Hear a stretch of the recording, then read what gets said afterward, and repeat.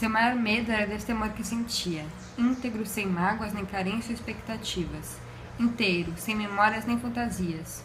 Mesmo não medo sequer sentia, pois não dar certo era natural das coisas serem imodificáveis, irredutíveis a qualquer tipo de esforço. Fosse íntimo das águas ou dos ares, teria quem sabe parâmetros para compreender esse quieto deslizar de peixe, ave.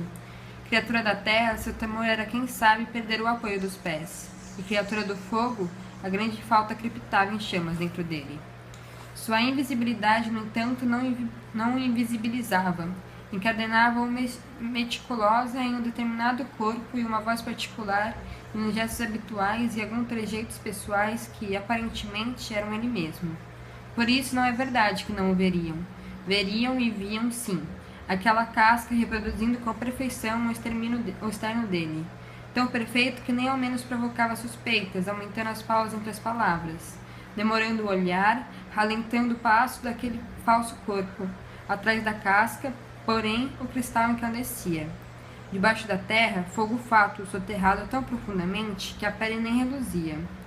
Alguma coisa que jamais teria, e tão consciente estava dessa para sempre ausência que, por paradoxal que pareça, era completo nesse estado de carência plena. Isso acontecia apenas quando dentro dela, pois ao desembarcar, em vez de sorrir ou fazer coisas, frequentemente limitava-se a chorar penoso como as apenas dor fosse capaz de desenvolvê-lo ao estágio anterior. A dor desconsolava, inconsolável, e em soluços o sacudiam cada vez mais fortemente, a cada um deles partindo-se a casca, quebrando-se a moldura, rachando-se o vidro, apagando-se o fogo. Com uma outra espécie de felicidade, esses desembaraçar-se de uma também felicidade. Emerso, chafurdava as emoções, tinha desejos violentos, pequenas gulas, urgências perigosas, enternecimentos melados, ódios virulentos, tesões insaciáveis. Ouvia canções lamurientais, bebia para despertar fantasmas distraídos, relia ou escrevia cartas apaixonadas, transbordantes de rosas e abismos. Exausto, então, afogava-se num sono por vezes sem sonhos, por vezes, quando o ensaio geral das emoções artificialmente provocadas, mas que um dia, em outro plano, aquela da terra onde supunha gostava de pisar, aconteceriam realmente. Não era suficiente, povoado em répteis frios a tentarem laçá-lo, com tentáculos pegajosos e verdes olhos de pupilas verticais. Não saberia dizer com certeza como nem quando aconteceu, mas um dia, um certo dia, um dia qualquer, um dia banal, deu-se conta de que... Não, realmente não saberia dizer ao menos do que dera-se conta, mas foi assim.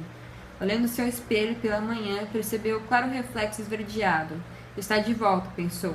No mesmo instante, tão imediatamente seguinte, confundiu-se com o anterior, cantava novamente ele mesmo. No segundo verso, pequena contração. Tinha novamente entre os dedos o caco de vidro luminoso. Mas antes que a mão sangrasse, havia preparado um drink, embora fosse de manhã, e bebia lento, todo intenso. Antes de engolir o líquido, seu corpo ganhou vértices súbitos, emoldurando o desenho de um rosto apoiado sobre uma das mãos abertas, olhos fixos na distância. Foi um dia movimentado aquele. Sua casca partia-se e refazia-se, entardecer sombrio e meio-dia cegante intercalados. Fumou demais, sem terminar nenhum cigarro. Bebeu muitos cafés, deixando restos no fundo das xícaras. Exaltou-se, ausentou-se. No intervalo da ausência, distraía-se em chamá-la também, entre susto e fascínio, de a grande indiferença, ou a grande ausência, ou a grande partida, ou a grande, ou a, ou... Na tentativa ou esperança, quem saberia de, conseguindo nomeá-la, conseguir também controlá-la. Não conseguiu. Desimportou-se com aquilo. Tomada a intervalos pelo anônimo, atravessou a tarde, varou a noite, entrou madrugada dentro para encontrar a manhã seguinte, e outra tarde, outra noite ainda, e nova madrugada, e assim por diante, durante anos, até as têmporas ficarem grisalhas, até afundarem os sulcos em torno dos lábios. Houvesse uma pausa, teria pedido ajuda, embora não soubesse ao certo a quem nem como. Não houve, mas porque as coisas são mesmo assim, talvez por certa magia, predestinações, sinais, ou simplesmente acaso, quem saberá? Ou ainda por ser natural, que assim fosse, e menos que natural, inevitável, fatalidade, trágicos encantos. Enfim, houve um dia, Marco, em que o tocaram de leve no ombro. Ele olhou para o lado, ao lado havia outra pessoa. A outra pessoa olhava-o, com cuidadosos olhos castanhos. Os cuidadosos olhos castanhos eram monos, levemente preocupados, um pouco expectantes.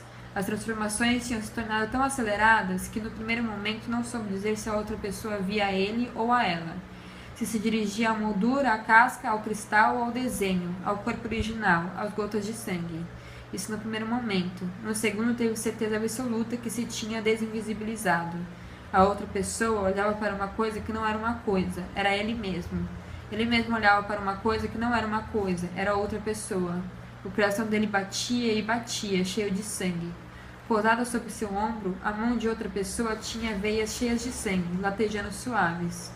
Alguma coisa explodiu, partida em cacos. A partir de então, tudo ficou ainda mais complicado e mais real.